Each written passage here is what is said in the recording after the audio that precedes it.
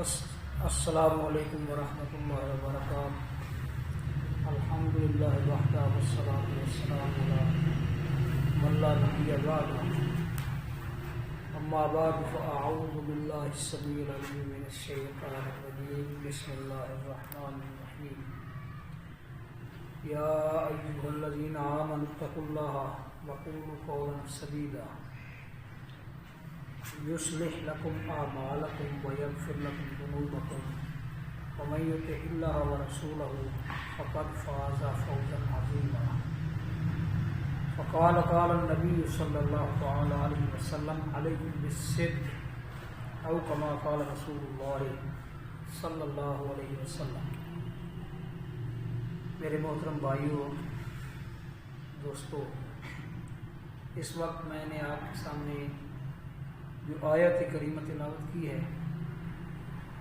یہ وہ آیت ہے جو کہ نبی کریم صلی اللہ علیہ وسلم اپنے ہر خطبے کی ابتدا میں جو آیات تلاوت کیا کرتے تھے، ان میں سے ایک آیت یہ بھی تھی، جس آیت کا لب لباب اور مفہوم یہ ہے کہ اے ایمان والو، اللہ سے ڈر جاؤ اور سیدھی بات کیا کرو۔ اس کے ساتھ ہی نبی کریم صلی اللہ تعالی علیہ وسلم کا ایک فرمان میں نے آپ کے سامنے رکھا ہے، علیکم بالصدق، لازم ہے تم پر سچ بولنا۔ تو یہ آیت کریمہ اور نبی کریم صلی اللہ تعالی علیہ وسلم کا یہ فرمان آج میری لوح یادداشت پہ کیوں ابھرا ہے، اور اس وقت آپ سے مخاطب ہوتے ہوئے میں نے قرآن مجید کی اس آیت اور نبی کریم صلی اللہ علیہ وسلم کے اس فرمان کا انتخاب کیوں کیا ہے؟ جیسا کہ آپ جانتے ہیں کہ ہم گزشتہ چند دنوں سے نماز کے اوقات کے بارے میں بات کر رہے ہیں۔ ظہر کی نماز، عصر کی نماز، مغرب کی، عشاء کی اور فجر کی۔ تو اس حوالے سے جو کنفیوژن پایا جاتا ہے ہم مسلمانوں کے درمیان، لا الہ الا اللہ محمد رسول اللہ پڑھنے والوں کے درمیان، اور اللہ تبارک و تعالی اس کے نبیوں، رسولوں اور آسمان سے نازل ہونے والی کتابوں، آخرت کے دن، جنت اور جہنم، ان تمام ایمانیات کے ساتھ متمسک ہونے کے باوجود ہر معاملے اور ہر بات پر تقریباً ہمارے درمیان اختلاف پایا جاتا ہے۔ اب آپ یہ نبی کریم صلی اللہ تعالی علیہ وسلم کی فرامین کی روشنی میں یہ جان چکے ہیں، جو نمازوں کے ضمن میں ہم نے آپ کے سامنے پیش کیے ہیں۔ تو ان فرامین کے ذریعے آپ یہ جان چکے ہیں کہ ہر نماز سوائے نماز مغرب کی، باقی جو تمام نمازیں ہیں، ان نمازوں کے تقریباً 3 اوقات بنتے ہیں۔ جیسا کہ آپ نے سنا اور جانا کہ جبرائیل امین علیہ الصلوۃ والسلام پہلے دن انہوں نے آپ کو نماز پڑھنے کا کہا سورج ڈھلتے ہی۔ دوسرے دن جب یہی مثلا ظہر کی جو نماز ہے، جب اس کا آخری وقت تھا، اس وقت نماز پڑھنے کا کہا۔ پھر عصر کا وقت جو ہے جب شروع ہوا ایک مثل سے، تو اس وقت جبرائیل امین آئے۔ پھر جب 2 مثل پر جو ہے نا وہ وقت پہنچا، تو پھر آپ کو نماز پڑھنے کا کہا۔ پھر اسی طرح عشاء کی نماز جب شفق غائب ہو گئی، تو پھر جبرائیل امین آئے۔ اور پھر دوسرے دن آئے جب رات کا ایک تہائی حصہ جو ہے نا وہ گزر چکا تھا، اور بعض احادیث میں آتا ہے کہ اس کا وقت یا ایک تہائی تک ہے یا نصف رات تک ہے۔ تو دو اوقات میں یہ نماز بھی دو اوقات کے اندر آپ نے ادا کی۔ اسی طرح فجر کی نماز ایک دن فجر کے ہوتے ہی ادا کی، دوسرے دن اسفار میں یعنی روشنی میں ادا کی، اور آپ نے فرمایا کہ ان دو وقتوں کے درمیان نماز کا وقت ہے۔ لیکن یہ ہمارے سامنے بالکل واضح بیان ہو چکا ہے کہ آپ صلی اللہ علیہ وسلم نے بالکل جو اول وقت ہے اس میں بھی نماز پڑھی، جو کسی نماز کا بالکل آخری وقت ہے اس میں بھی نماز پڑھی، اور پھر یہ بھی فرمایا کہ ان دو وقتوں کے درمیان وقت ہے۔ تو شریعت نے یعنی کہ گنجائش پیدا کی ہے۔ ہم نے اس کو بہت بڑا اختلاف اور بہت بڑا مسئلہ سمجھ لیا ہے۔ ہمارے ہاں اس اعتبار سے اس حوالے سے دو طبقات پائے جاتے ہیں۔ ایک وہ طبقہ ہے جو بالکل ہی اول اوقات میں نماز پڑھتے ہیں، دوسرا وہ طبقہ ہے جو ان سے ذرا تھوڑی سی دیر کر کے وہ نماز پڑھتے ہیں، یعنی اس وقت میں نہیں پڑھتے جس وقت میں وہ طبقہ پڑھتا ہے۔ تو یہ دونوں طبقات جو ہے وہ آپس میں متحارب ہیں، اس حوالے سے مذاہب ہیں، اور اس جو ہے نا اس اعتبار سے بھی بڑی کھینچا تانی پائی جاتی ہے۔ وہ بھائی جب حدیث میں گنجائش موجود ہے، اللہ کے بندو اس بات کو سمجھو، جب حدیث میں گنجائش موجود ہے اور اللہ تبارک و تعالیٰ کا یہ فرمان ہے، حکم ہے یا ایھا الذین آمنوا اتقوا اللہ وقولوا قولا سدیدا، سیدھی بات کرو۔ سیدھی بات سے مراد یہ ہے کہ شریعت کے حوالے سے یا آپ لوگوں کی جو زندگی ہے اس حوالے سے جہاں بھی کوئی ایسا مسئلہ کھڑا ہوتا ہے، کوئی ایسا مسئلہ پیدا ہوتا ہے، کوئی پریشانی پیدا ہوتی ہے، تو اس بارے میں شریعت نے جو رہنمائی کی ہے اس رہنمائی کے دامن کو تھام لو بس۔ بھائی جب شریعت نے گنجائش رکھی ہے اس میں، اور حدیث میں یہ بیان ہو گیا کہ ایک نماز کا وقت یہاں سے لے کر یہاں تک ہے، دوسری کا وقت یہاں سے لے کر یہاں تک ہے، اب کوئی دوسرے اس وقت میں کوئی نماز پڑھتا ہے تو اس کو بالکل ہی غلط قرار دینا یہ درست نہیں ہے۔ سیدھی بات کرنی چاہیے۔ جب حدیث آ گئی اور حدیث کے اندر یہ بیان ہو چکا تو اس کے بعد کوئی گنجائش نہیں۔ لیکن ہمارے دوران یہ جو رسا کسی اور کھنچتانی ہے کیوں؟ اس لیے ہے کہ ہم نے ہر بات پر، ہر معاملے پر ضد کو مقدم کر لیا ہے اور انا کو مقدم کر لیا ہے، اور شریعت کے حکم کو مقدم نہیں رکھا۔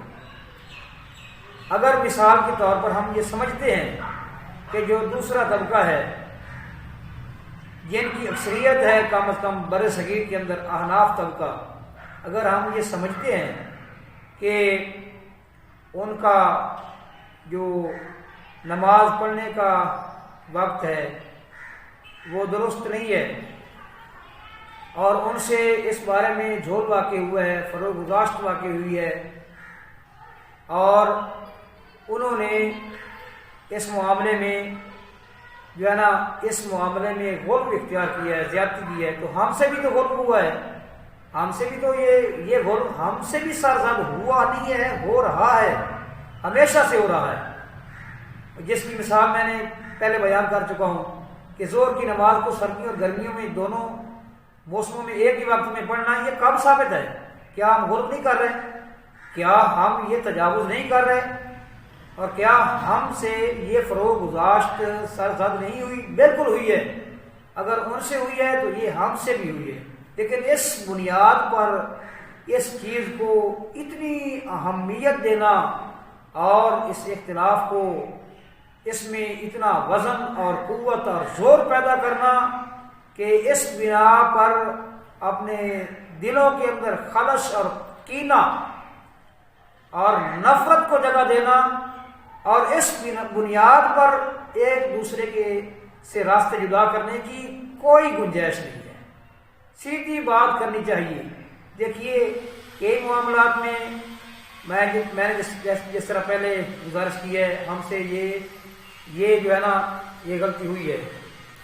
مثلا ہم امام ابو حنیفہ رحمۃ اللہ علیہ، میں نے کئی جو ہے نا محفلوں کے اندر یہ بات محسوس کی ہے کہ امام ابو حنیفہ رحمۃ اللہ علیہ رفع الیدین کے ساتھ نماز نہیں پڑھتے تھے، تو ان کے اوپر ہم اعتراضات کی بشار کر دیتے ہیں اور بڑے سخت اور رقیق حملے کرتے ہیں. لیکن اسی دور کے محدث، بہت بڑے محدث سفیان ثوری رحمۃ اللہ علیہ رفع الیدین نہیں کرتے تھے، نہیں رفع الیدین کے ساتھ نماز پڑھتے تھے. ان کے ہم تعریفوں کے بول باندھ دیتے ہیں اپنے پروگراموں میں، اپنے جلسوں میں اور اپنی نجی محفلوں میں ان کی تعریفوں کے پل باندھ دیتے ہیں. یہ سیدھی بات تو نہ ہوئی نا بھائی. یا ایھا الذین آمنوا اتقوا اللہ وقولوا قولا سدیدا. سیدھی بات کیجیے. جب حدیث میں اس وقت کی گنجائش موجود ہے تو پھر فتویٰ صادر کرنے کی کوئی ضرورت نہیں ہے. ہاں البتہ آپ ان کو دعوت فکر دے سکتے ہیں، دعوت دے سکتے ہیں کہ جس وقت میں زیادہ ثواب ہے آپ اس وقت میں نماز پڑھا کریں، دعوت دے سکتے ہیں. لیکن اس بنیاد پر غصہ، فتویٰ اور اس بنیاد پر جذباتی ہونا، ایموشنل ہونا، نفرت کرنی، خلش پیدا کرنی، کینہ پیدا کرنا، اس کی کوئی گنجائش نہیں ہے. دیکھیے نبی کریم صلی اللہ تعالیٰ علیہ وسلم کے جو صحابہ ہیں اس دور میں بھی کئی مسائل کے اوپر تفہیم مسائل کے اعتبار سے جدا گانا موقف پائے جاتے تھے. لیکن صحابہ کرام نے اس کو کبھی اس حد تک اپنے اختلاف کو نہیں لے کر گئے کہ کوئی ایسی صورتحال پیدا ہوئی ہو، بلکہ ان کے درمیان یہ جو ہے نا یہ ورکنگ اور یہ قربتیں کیوں اس کے باوجود رہی ہیں؟ اس لیے کہ انہوں نے ہر جگہ اللہ کے حکم کو اور رسول صلی اللہ علیہ وسلم کے حکم کو مقدم رکھا ہے.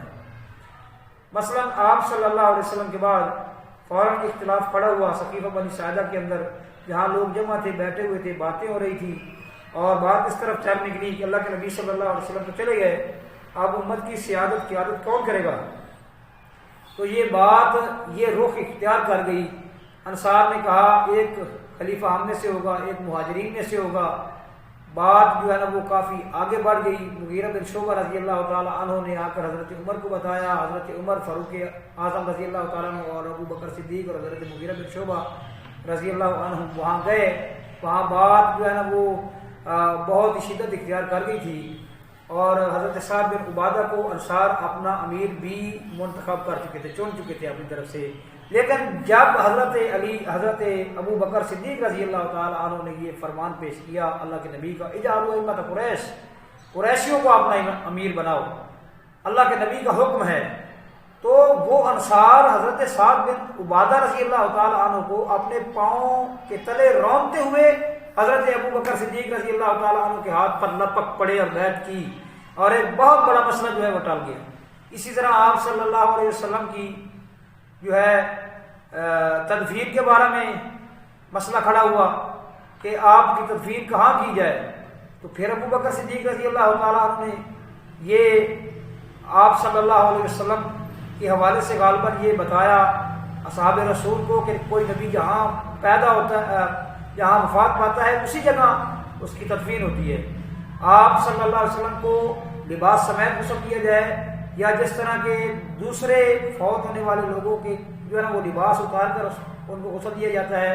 تو پھر جب ان کے سامنے یہ بات رکھی گئی کہ نبی علیہ الصلوۃ والسلام کو کپڑوں سمیت غسل دیا جائے گا، آپ کو اسی جگہ دفن کیا جائے گا جہاں آپ کی وفات ہوئی ہے، جہاں آپ کا وصال ہوا ہے، جہاں آپ کا ارتحال ہوا ہے. اور جو ہی آپ صلی اللہ علیہ وسلم کا فرمان سامنے آیا تو سارے کے سارے اختلافات کی عمارت جو تھی وہ دھڑام دے کر زمین بوس ہو گئی اور اتحاد نظر آیا. اسی طرح اگر ہم یہ جو مسائل ہیں ہمارے درمیان جو کہ مختلف فی ہے، اگر ہم ان مسائل کو جس طرح کہ اللہ نے حکم دیا ہے فَإِن تَنَازَعْتُمْ فِي شَيْءٍ فَرُدُّوهُ إِلَى اللَّهِ وَالرَّسُولِ، اگر ہم ان مسائل کو اللہ کے نبی اللہ تبارک و تعالیٰ اور اللہ کے نبی صلی اللہ تعالیٰ علیہ وسلم کی عدالت میں پیش کریں، قرآن و حدیث پر پیش کریں، تو ہمارے یہ اختلافات ختم ہو سکتے ہیں، کوئی ایسا مسئلہ نہیں ہے۔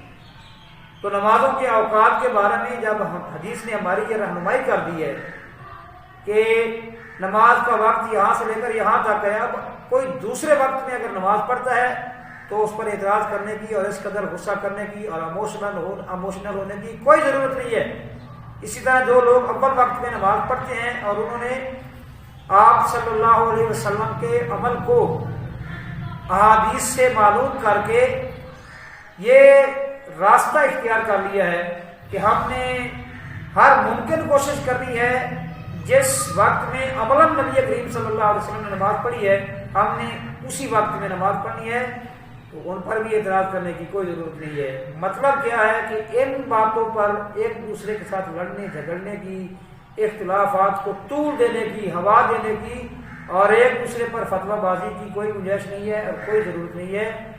آپ کو تمام نمازوں کے اوقات اس سے پہلے بتائے جا چکے ہیں، آپ ایک ایک نماز کے بارے میں دوبارہ سماعت فرما لیں، دوبارہ سن لیں، ہر بات صحیح حدیث کی روشنی میں باحوالہ آپ تک پہنچائی گئی ہے۔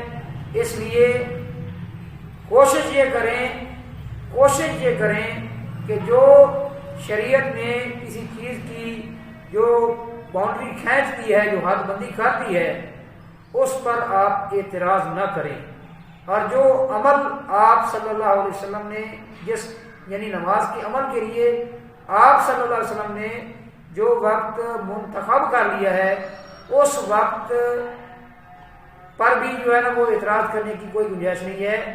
ہم اپنے اندر یہ حوصلہ پیدا کریں اور اپنے اندر یہ خوبی پیدا کریں کہ ہم نے شریعت کے حکم اور نبی کریم صلی اللہ علیہ وسلم کے فرمان کے ہوتے ہوئے اپنی رائے اور اپنی سوچ، اپنے خیال کو کوئی اہمیت نہیں دینی۔ یہی ایمان ہے، مصور کھینچ وہ نقشہ کہ جس میں یہ صفائی ہو، ادھر فرمان محمدی ہو، ادھر گردن جھکائی ہو۔ اللہ تعالیٰ آپ کا اور ہم سب کا اللہ تعالیٰ حامی و ناصر ہو۔ وما علینا